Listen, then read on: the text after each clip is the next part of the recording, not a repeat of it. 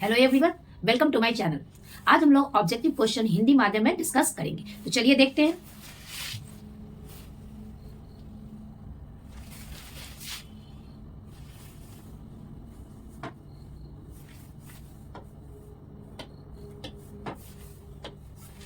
Question 1, मानव युग्मकों में गुणसूत्रों की संख्या कितनी होती है?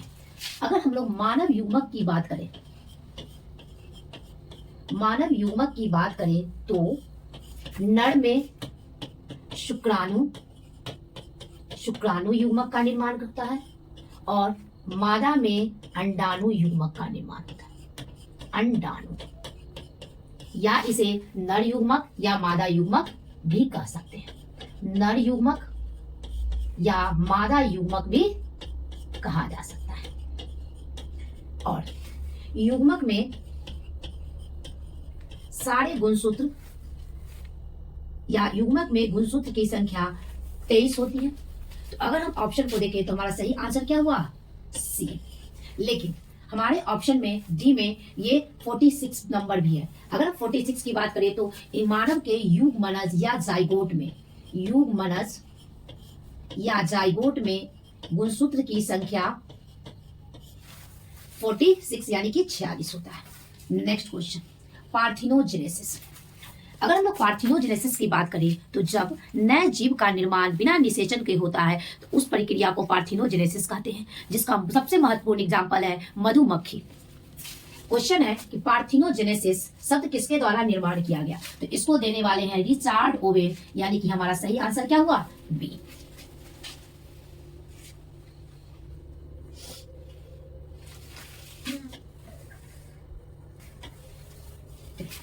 नेक्स्ट वर्ड, पैरामीशियम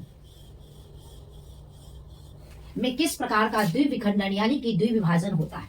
अगर हम लोग विकल्प को देखें तो सरल द्विविखंडन अमीबा में होता है। अमीबा अनुकूल परिस्थिति के दौरान सरल द्विविखंडन करता है। ऑब्लिक द्विविखंडन ये सीरेटियम में होता है। सीरेटियम।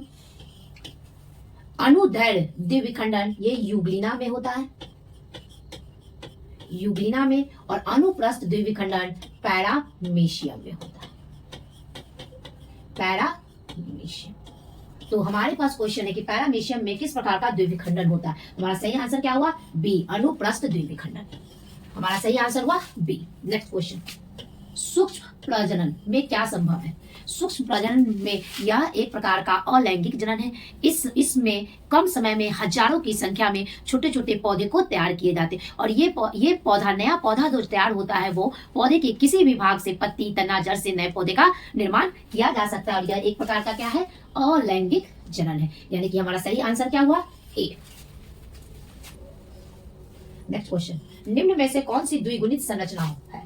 द्विगुणित संरचना को शॉर्ट फॉर्म में 2L लिखते हैं। अगर हम ऑप्शन को देखें तो अंडाणु, ये अंडाणु एक मादा युग्मक है और ये हमेशा क्या होता है? अगुणित होता है। इसमें गुणसूत्र की संख्या कितनी होती है? 23 होती है। नेक्स्ट, भ्रूणपोष।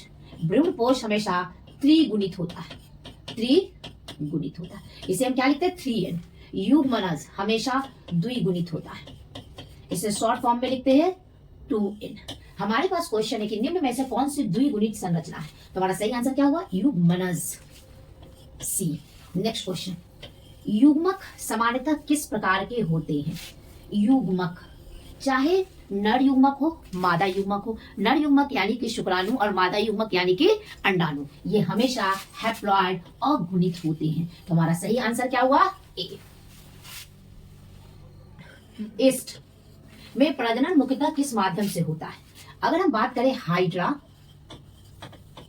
और ईस्ट की, इसमें प्रजनन मुकुलन विधि द्वारा होता है। मुकुलन, और मुकुलन एक प्रकार का एसेक्सुअल रिप्रोडक्शन अलैंगिक जनन है। यानी कि हमारा सही आंसर क्या हुआ? ए, मुकुलन। नेक्स्ट, अदरक में कायिक प्रवर्धन किसके द्वारा होता है? तो सबसे पहले जानेंगे कि कायिक प्रवर्धन या कायिक जनन क्या है। जब अलैंगिक जनन पौधा में होता है तो उसे कायिक जनन या कायिक प्रवर्धन कहा जाता है। तो अदरक में कायिक प्रवर्धन किसके द्वारा होता है? तो अदरक में कायिक प्रवर्धन राइजोम यानी कि प्रकंद के द्वारा होता है। तो हमारा सही आंसर क्या हुआ? ए। लेकिन बाकी के भी ऑप्शन को देखते हैं।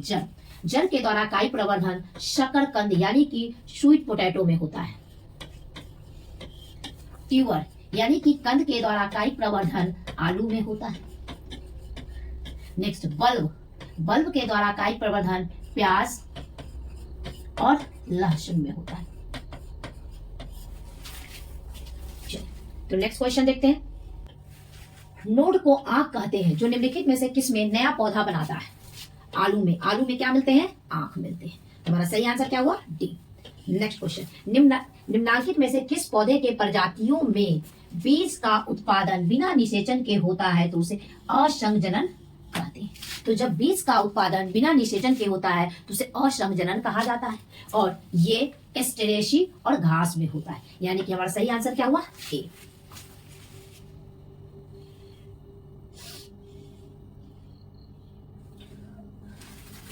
निम्न में से कौन सा कीट भक्षी पौधा है? ऐसा पौधा जो कीट को भक्षण करता है। इसमें से ड्रोसेरा और नेफेंथिस ये कीट भक्षी पौधा, यानी कि हमारा सही आंसर क्या हुआ? CANB। नेक्स्ट, जेरेंटोलॉजी का तात्पर्य किसके अध्ययन से है? जब हम एजिंग का अध्ययन करते हैं तो उस प्रक्रिया को जेरेंटोलॉजी कहा जाता है। एजिंग, यानी कि हमारा सही आंसर क्या हुआ? सी। निम्न में से कौन सा लंबवत द्विविभाजन लॉन्गिट्यूडनल बाइनरी फिजन करता है? पिछले क्वेश्चन में हम लोग देख चुके हैं कि लॉन्गिट्यूडनल बाइनरी फिजन यानी कि अनुदैर्ध्य द्विविभाजन ये यूग्लिना में होता है।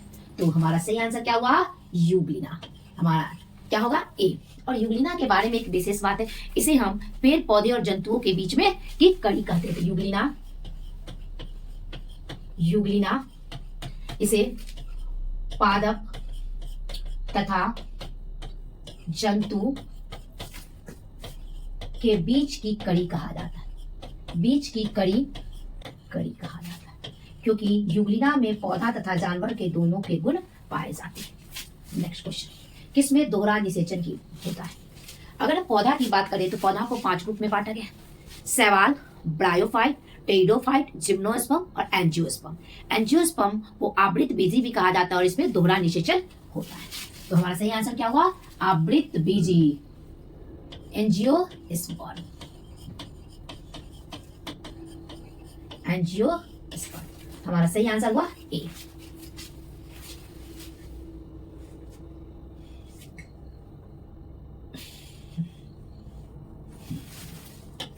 निम्नलिखित में से कौन सा सही क्रम है?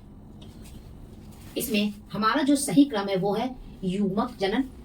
सबसे पहले युग्मक का निर्माण होता है, युग्मक जनन। नर में नर युग्मक का निर्माण होता है, मादा में मादा युग्मक निर्माण। उसके बाद युग्मक आपस में संलयन होता है जिसे कहते हैं संयुग्मन।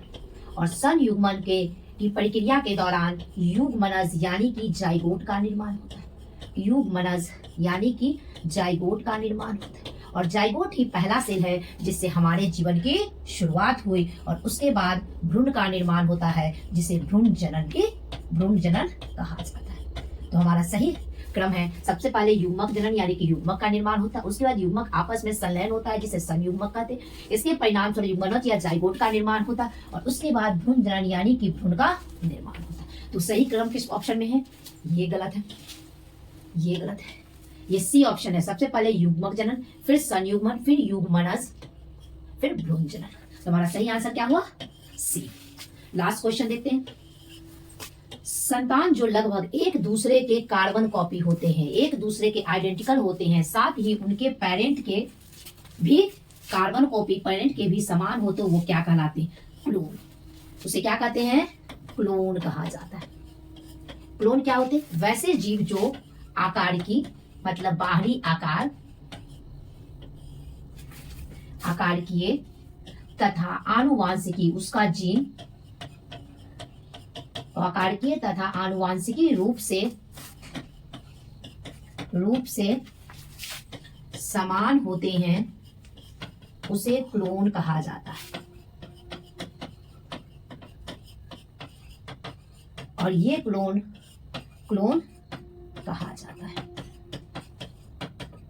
क्लोन एक दूसरे के तथा अपने जनक के क्या होते हैं? कार्बन कॉपी जनक के समान होते हैं। तो हमारा सही आंसर क्या हुआ?